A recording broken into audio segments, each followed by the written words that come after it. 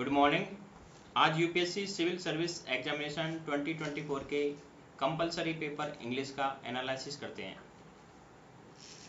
UPSC 2024 का compulsory English paper 300 marks and 3 hours का होता है। इसके मार्क्स मैट्रिक में ऐड नहीं होते, ओनली 25% लाने होते हैं। Question number 1 essay paper book are attractive than either electronic format. Ethics in sports war as the political instruments for nation today. There is number place like home. Yes, UPSC के compulsory English papers 300 marks का और 3 hours का होता है। इस papers में only 25% marks लाने होते हैं। इसका मीनिंग ओनली 75% मार्क्स लाने होते हैं, जिसमें यूपीएससी का सबसे पहला क्वेश्चन नंबर फर्स्ट है essay paper books are more attractive than their electronic format. ये 4 ऐसे हैं जिनमें से किसी एक टॉपिक पर ऐसे लिखना होगा। इस ऐसे को हम ब्रीफली समझें कि आज के टाइम में हम देखते हैं कि हमारे बहुत सारी बुक्स, इवन न्यूज़पेपर भी इलेक्ट्रॉनिक फॉर्मेट में अवेलेबल हैं, बट बुक्स होती हैं वो ज़्यादा अट्रैक्टिव करती हैं रीडर को compare to the electronic format. इसको सोशल, इकोनॉमिक, पॉलिटिकल पर्सपेक्टिव से डिफाइन किया जाएगा। नेक्स्ट टॉपिक है एथिक्स इन स्पोर्ट्स।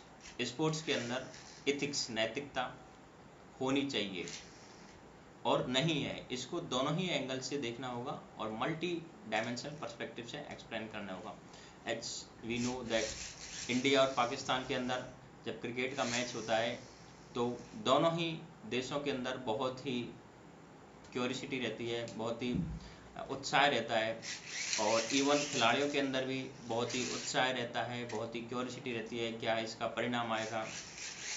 उस समय भी दोनों तरफ से खिलाड़ी अपनी एथिक्स रखते हैं और नहीं रखते हैं तो उससे क्या क्या रिजल्ट आते हैं, और रखनी चाहिए उससे क्या क्या रिजल्ट आते हैं।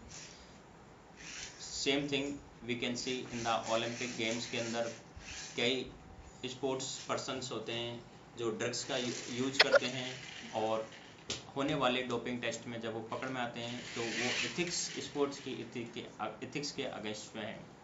उसी तरह स्पोर्ट्स के अंदर चाहे कोई भी स्पोर्ट्स हो, उसके अंदर एक रूल्स होते हैं, उसके रूल्स होते हैं, उन रूल्स को फॉलो करना हर एक स्पोर्ट्स पर्सन की रिस्पॉन्सिबिलिटी होती है। बट कुछ स्पोर्ट्स पर्सन उन रूल्स को ब्रेक करते हैं विन होने के लिए, तो ये भी एथिक्स के अगेंस्ट है। नेक्स्ट हम देखते हैं war as a policy instrument for nations today.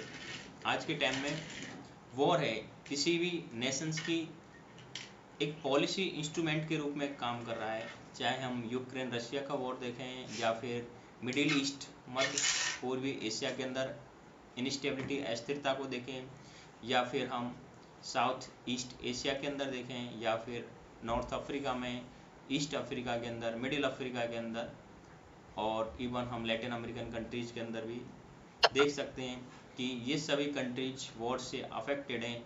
क्या ये सभी कंट्री जिस वॉर से अफेक्टेड हैं वो वॉर किसी सुपर पावर्स कंट्री के द्वारा अपनी बनाई गई वॉर पॉलिसी का ही एक पार्ट है, एक इंस्ट्रूमेंट्स है। इस एंगल से इसे डिफाइन करना होगा, ऐसे को लिखना होगा। नेक्स्ट है there is no place like home. घर जैसी कोई जगह नहीं है। एक नैतिकता से, एथिक्स से लिया गया टॉपिक है। इसको सोशल, इकोनॉमिकल, पॉलिटिकल पर्सपेक्टिव से हम समझें।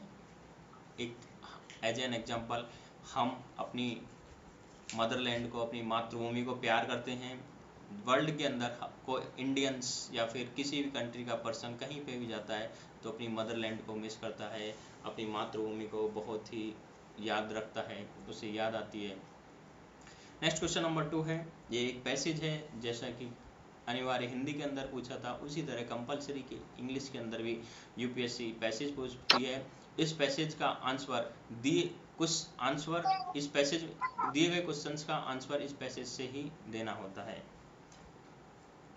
क्वेश्चन नंबर 3 है, अगेन एक प्रीसिस होता है जिसे संक्षिप्तीकरण कहते हैं, इसे 1/3 वर्ड्स में लिखना होता है। ये किसी social, economical, political, scientific, environmental, ethical topic से यूपीएससी से पूछती है। नेक्स्ट ग्रामर पार्ट होता है जिसमें यूपीएससी सबसे पहले क्वेश्चन नंबर 4 में rewrite the following sentences after making necessary correction. दिए गए सेंटेंस दिए गए होते हैं जिनमें करेक्शंस होती हैं। जिस तरह हिंदी के अंदर वाक्य शुद्धि होती है, उसी तरह इंग्लिश के अंदर भी सेंटेंस को करेक्ट करके यूपी एस्पायरेंट को लिखना होता है। 4 के अंदर भी होता है जिसमें वर्ड्स मिसिंग होते हैं एक सेंटेंस के, उन मिसिंग वर्ड्स को सेंटेंस में लिखना होता है। क्वेश्चन नंबर 4 के सी है। क्वेश्चन नंबर 4 के सी के अंदर भी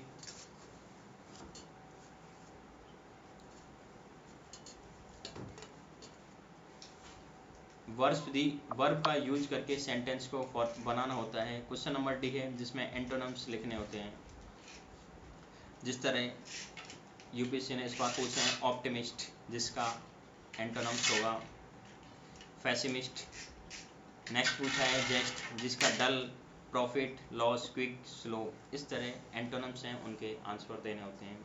नेक्स्ट क्वेश्चन नंबर 5 है, पीछे के साइड में होगा सेंटेंस दिए होंगे, उन्हें रीराइट करना होगा उनमें कुछ चेंज करके। क्वेश्चन नंबर 5 का भी है जिसके अंदर 1 वर्ड से एक सेंटेंस को बनाना होगा, 1 वर्ड से एक सेंटेंस बनाना होगा। नेक्स्ट है क्वेश्चन नंबर 5 का सी है, एप्रोप्रिएट वर्ड को फिल करना होगा सेंटेंस के अंदर। और लास्ट है, थैंक यू वेरी मच।